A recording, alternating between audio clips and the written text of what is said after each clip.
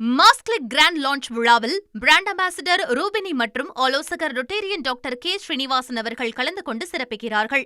சென்னை நாளை முன்னிட்டு முதலமைச்சர் விஜய் வாழ்த்து தெரிவித்து வீடியோ வெளியிட்டுள்ளார். இதுகுறித்த கூடுதல் தகவலை செய்தியாளர் பாஸ்கரன் வழங்க கேட்கலாம். பாஸ்கரன், வணக்கம்.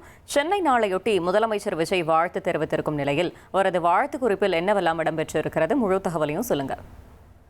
வரலாற்றின் தடங்களை சுமந்தும் நவீனத்தின் வேகத்தோடு பயணித்து தமிழகத்தினோட வெற்றி தலைநகராக திகழக்கூடிய சென்னையினுடைய பெருமையை போற்றக்கூடிய நாள் இனிய சென்னை நாள் வாழ்த்துக்கள் என்பது தமிழக முதலமைச்சர் சுட்டிக்காட்டியிருக்கிறார்.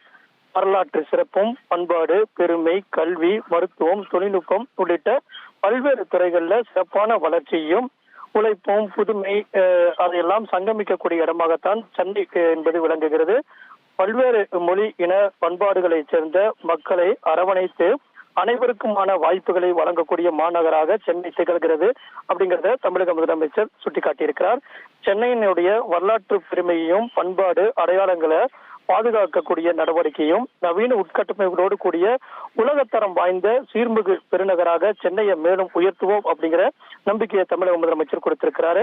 அனைவருக்கும் சம வாய்ப்பு, பாதுகாப்பான சூழல், வளமான வாழ்வு கிடைத்திட உறுதியேற்போம், வளரட்டும் சென்னையினுடைய பெருநகரம், உயரட்டும் மக்களுடைய வாழ்க்கை தரம் அப்படிங்கிறதையும் தமிழக முதலமைச்சர் சென்னை நாளை குறிப்பிட்டு இந்த வாழ்த்து செய்தியை குறிப்பிட்டிருக்கிறார். தகவல்களுக்கு நன்றி பாஸ்கரன். மாஸ்க்லிக் கிராண்ட் லான்ச் விழாவில் பிராண்ட் அம்பாசிடர் ரூபினி மற்றும் ஆலோசகர் ரொட்டேரியன் டாக்டர் கே ஸ்ரீனிவாசன் அவர்கள் கலந்து கொண்டு சிறப்பிக்கிறார்கள்.